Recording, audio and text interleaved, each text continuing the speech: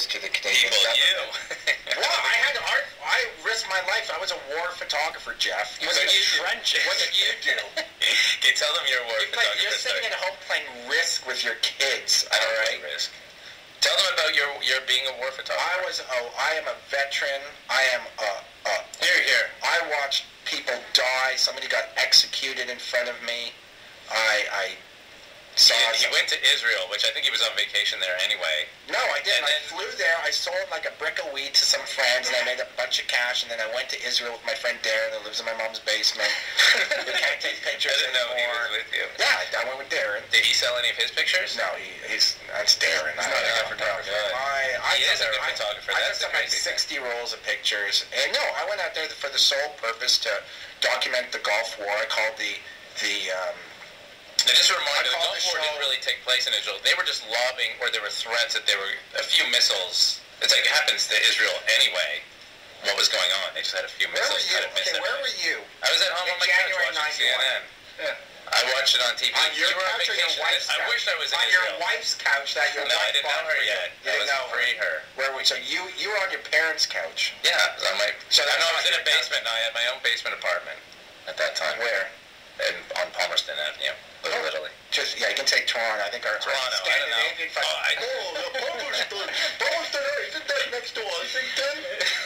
It is, yeah. They can Google it. Why the fuck am I doing this? Honestly, this is unbelievable. So this is a sore spot for him because he takes such pride in telling everyone he's a war journalist. Listen, I was like 20. I go, they're fucking dropping scuds all over this fucking country. I go to take pictures. There's little kids in gas masks, you know. You know how hard it is to eat a fucking shawarma when you got a gas mask on? Not easy. It was tough. And then what happened was you sold the pictures to the Canadian government for the archives or something? Listen, you had to get a place. I had really good pictures. I had 1,600 pictures. The money I made allowed me to run in and make movies with Spenny and pay for those fucking movies. And that led to this and that led to that. Listen, I was an artist, a photographer. I really worked hard, and I deserve what I got. Yeah. Now, can people still do that, or do they shut that program down after they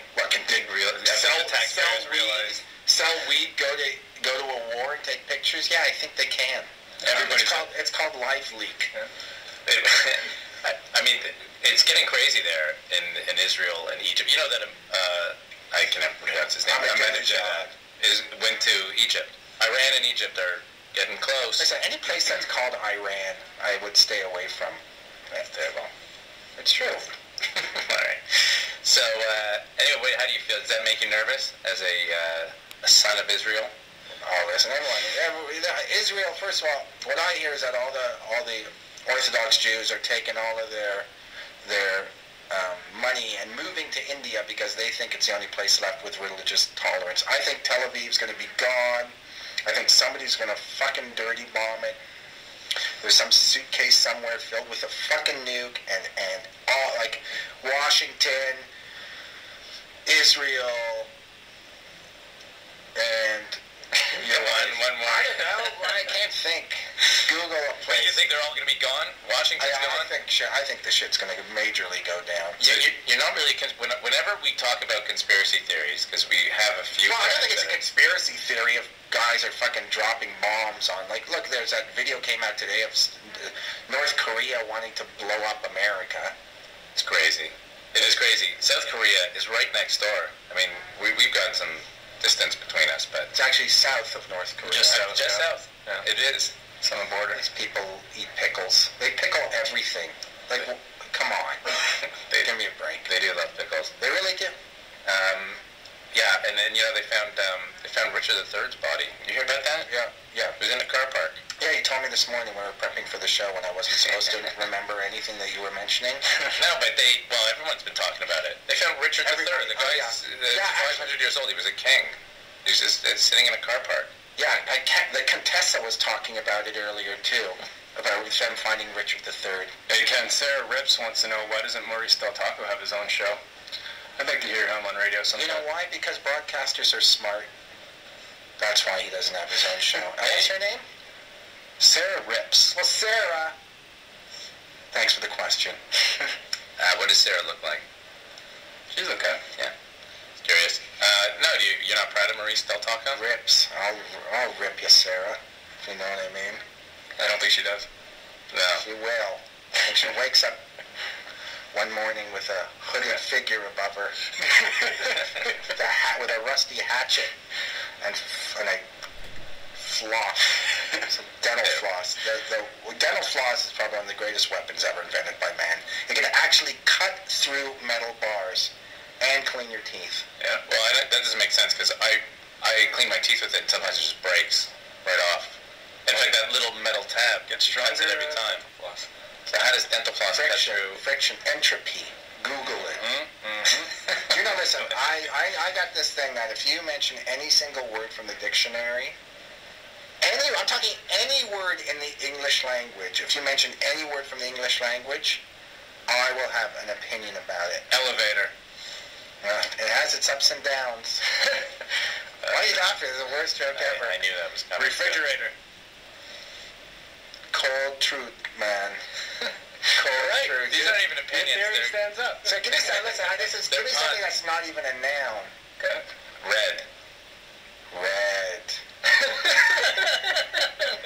See? Any word. And you know what? And when I was a kid, I used to do this thing where I would stand up in front of my Hebrew school class and try and sell my yellow star to anyone. No, you could yell out any word to me. Yell out any word to me, and I will tell you a joke about that word. And I'm not going to look at you because I don't want to influence your word. Imagine. Imagine. This is the worst. You know, the funny thing is, I don't know. there's nothing you hate more than improv people. That whole idea. This isn't improv. This is my comic This genius. is improv. That's what improv is. No, and this you is my hate comic that. mind. Okay, a No, room. this is great. Give me a room and an occupation. That's not me. That's what other people, stinky people. House. do. This is your own version of it. House. Hey, do you know that your girlfriend's so fat when she sits around the house, she sits around the house? That's awful. Yeah, forget There's this. so many of them. This is terrible. Well, give me one more. I'm going to have a good He joke wants to for you. redeem himself. Do you want me to set you up with one that I know No, you got something no. You know, Indian food. Indian food? That's 2 words. You know that... It's just, it is a million. No, come on. That lentil dish is totally dull. No, Actually, I went for some Indian food and I ordered some bread, but the guy said he had none. I see. There's about 10 of them. But, remember... I can't even remember. You know what? My brain's melted. You know what my favorite thing was? I want to tell you why my brain's melted. Yeah. Oh, there's 1,000 reasons why it's melted. All the Aside drugs from the from all- drugs and all the car pollution and the mercury in the water And the alcohol. and the gene splicing in my corn niblets. See, now I can't even remember what But I like what Jeff thinks it's so negative to do drugs and drink. The guy's never drank or done drugs, ever. I mean, I just think it affects... Well, I thought it affects your brain, but now that I'm getting older, my brain's You're scared regardless. What was I talking about? Why is your brain melted? And you've given a great example. No, but I have an example of why I was talking about why my brain was melted. I don't know. I wish there was a Can we recent have one. a rewind button? You know, I'll tell you, I'll give you an example of your brain melting. You just looked out the window at the lake, as we can see it from here. Said, I should go to the lake more. Yeah, I should go to the lake more. But what did you mean by that? You were swimming in it? No, Lake I meant Ontario for those people. Scenery. I should go to I should move to the country. I should see scenery. I should be in trees and nature. Scenery. Scenery? This is the worst. I got a country joke. Okay, country. You know what my favorite part about the country is? Not the cunt part. Oh, that is disgusting. You're not allowed to say that word. Get a life, No? Jeff. Oh, you're disgusting. No, the nature, you idiot. The nature. Why do you want to live in the middle of nowhere? Why? It's so unlike you. First of all, I don't know why anyone does, but you of all people, you would last 3 days at the most. Wow. Why are you talking? People don't know. You're looking for places. I would like to be somebody that could go live in the country. But I would like to be that person that could just go there and sit, and in the morning I'd listen to the whispering willows, and the wind, and I'd go look at things and realize that God made them. Can go look at the dew on a leaf and see a bee, and I could say, oh, you're so beautiful. It's beautiful. I want to look So you're not going there because you're one of those people who, I just love you're going there hoping you'll become one of those people. I'm not going there. I know, why you... My girlfriend wants to go there.